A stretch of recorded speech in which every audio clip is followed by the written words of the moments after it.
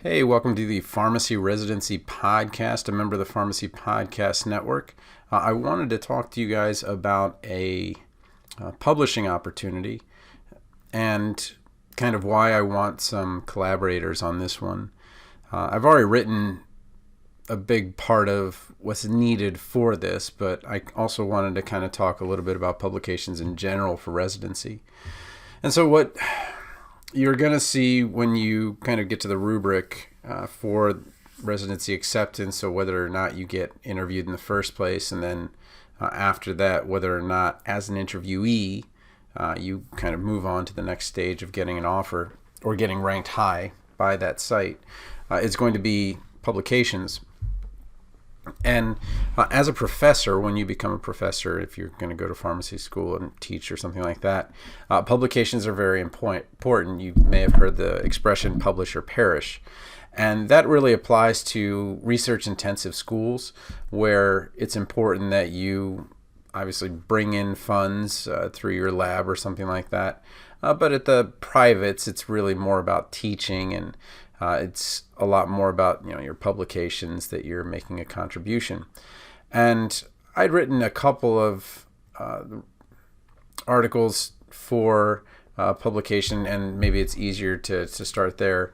It's called The Advisor, and it's NAAHP is an association that helps with advising for the pre-professions, and obviously in this case pre-pharmacy. What they want is they want something that has to do with there's a ton of pre-professional advisors, but as you're kind of looking towards getting a role as a professor, or if you even are a professor, maybe the first couple of years there, one of the big things that you're going to do is advise students, not only the students that are in the school, but you may also be meeting with pre-pharmacy students that are in their first and second year of college. And if you're kind of looking to get that kind of role, this would be a good publication to have, that you've taken the time to not only go through this, but to take the time to say, okay, well, what are the things that will make our students successful, not only to get into pharmacy school, but to get into the residencies they want. And so my thought is, I've got two that I've written, and I'll go over what those content areas are, and then how I think that it's all going to come together. But it's actually a book chapter, and when it comes to publication, there's kind of three realms. The first realm is the peer-reviewed publications, or that provide you with the kind of gravitas, or that says, okay, this person is important in the field. This person is someone that other people read. This is someone who we need to have on our faculty here. And that's a kind of value that I, as someone who was at a community college, don't have. So publications to me are not valuable in the way that they would be to somebody that's at a D1 school or an R1 research school. They don't call it R1 anymore. But the reason that I want to share this is that it isn't valuable to me in the sense that I get promoted because of my publications. My roles are teaching and service. That is, and teaching way more than even the service component, where I will teach 4 or 5 classes per semester. Where if you're at an R1 school, some professors might teach 2 classes in the fall, 1 class in the spring. And they're in their lab the whole time, doing that primary research. So it really kind of depends on what you're in. So that's kind of the first thing, is the publication that's valuable to you because you're looking to get a residency or you're looking to get a faculty position. So I'm really looking for either a student or a new graduate that is in residency that's interested in getting a publication under their belt. The second kind of group of publications is the publication where you're going to try to publish something and you care about the sales. So I have a number of do-it-yourself DIY books that I've done that I've written the book, I've gotten the cover, I've put everything together, put it up on Kindle, put it up on Amazon, the print, the ebook, the audiobook, and all that stuff. And that represents a significant portion of my income now. But that's something that I enjoy doing. And then the third one is the traditional publisher. I have a couple of books. Well, the first book, it was a Mosby book, and it was a legacy book. So I just kind of continued that, and they paid me to write the half or to continue that book. And then I just recently wrote my own book on pharmacology, which is kind of cool. And so now if I stop writing it, then someone else will write under my name. So it'll be just like I'm not saying I'm like Coda Kimball, or I'm not saying I'm like Lenny or something like that, but I'm just saying that it's my own, myself as the primary author. So those are the kind of three things. There's the this is the first one where you're writing because you want it on your CV, and it's valuable in terms of showing that you not only understand the importance of certain things in pre-pharmacy, but also how that affects their residency. So let me show you the articles that I wrote and kind of what I was thinking when I did them. So the first one is becoming eligible for admission enough? A case for rhetorical training beyond the pre-professional minimums.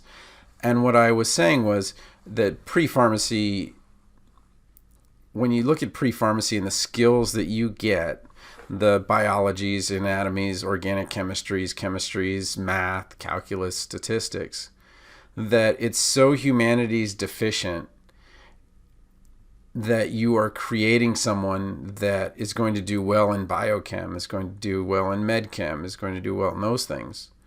But the actual jobs that we have now are communicative, that we are talking to physicians, we are talking to nurses and other fields. And so what's really important is more than just a 3-credit speech class or 6 credits of Comp 1 and Comp 2. We are rhetoricians in that, and I don't mean to use that word, but in that we need to convince the patient to take their medicine. And that's not always the easiest thing. Now, what I'm also saying is so let's say you do the pre-pharmacy prereqs.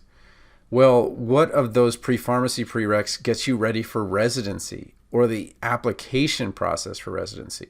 And that's when you really want to have, the good understanding, and this is Comp 2 is where this starts, the good understanding of logos, ethos, and pathos. How do you write a cover letter that is going to create an emotional response, that's going to show that you have the qualifications that you need, and all of those things? And those come in the 300 level and 400 level writing courses. The more you write, the better. And then as someone who taught Comp 1 and Comp 2, it's so much easier to write when you've seen how other people write and you just have a completely different perspective.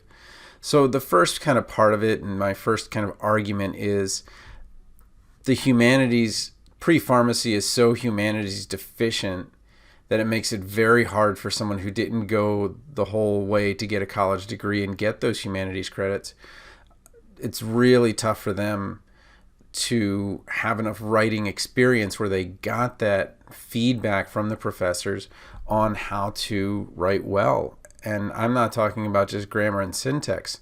I'm talking about taking a main idea, contributing to the body of knowledge, those types of things. So the first kind of part of this is, all right, well, we need to look at pre-pharmacy and what pre-pharmacy classes would be best for someone that's thinking about a residency, rather than what are the best pre-pharmacy classes for somebody to get into pharmacy school and get a job that's maybe in community pharmacy that doesn't require the kind of day-long interview that a residency would. And then the second one that I did was this one on, I think I'm clicking the same one, a disconnect between pre-pharmacy coursework and the pharmacy college admission test, writing, verbal ability, and reading comprehension. Now, I understand with the current environment that we're in, the acceptance rate at pharmacy schools overall is somewhere in the low 80s. So it's like 82, 83%. And when you look at the PCAT, most schools have removed the PCAT. So I think there's only maybe a quarter of the schools now that actually require the PCAT, the pharmacy college admissions test, where it was closer to 75% before, when you had all students applying to maybe 10 schools on average, where now it's like 2 or 2 point something. So what I was saying in this one was, and I'll read the title, A Disconnect Between Pre-Pharmacy Coursework and the Pharmacy College Admissions Test, is that if you're going to have a writing, verbal ability, and reading comprehension section, well, then you're going to have some writing, verbal ability, and reading comprehension classes. And yeah, some require Comp 1, Comp 2. And really it's Comp 2 where you really kind of make those assertions, the logos, ethos, pathos, the rhetorical moves that you need to be able to do. But also, more than that, just speech class, what other ways are you making presentations and those types of things? And then the last one, of course, reading comprehension. Where are all of the courses where you're kind of digging deep into the literature, whether it be a literature course, a history course, whatever it is, but getting it to the point where you really have great communication, because you really can't fake it when you're talking to all of these other health professionals. So I'm looking, if you want to kind of work with me on this, it's tonythepharmacist@gmail.com, and you can become a co-author with me. As a community college professor, it's publications like these are much less important to me than publications where I'm actually creating a full-length book. And those are the kinds of things I do. I mean, this is a chapter, but I took this on because I do know a lot about it. And I think it's really important that as someone who, if you're going to be going into academia and you're, maybe a Walmart scholar or something like that, and you're looking at this and like, okay, well, let me think about that. So if I were to go back in time and I would go to pre-pharmacy and I'm applying to residency, what classes before I went to college or before I got into my professional program, what would have really helped me get into pharmacy school? And then what would have helped me do well in pharmacy school? What would help me earn a residency placement?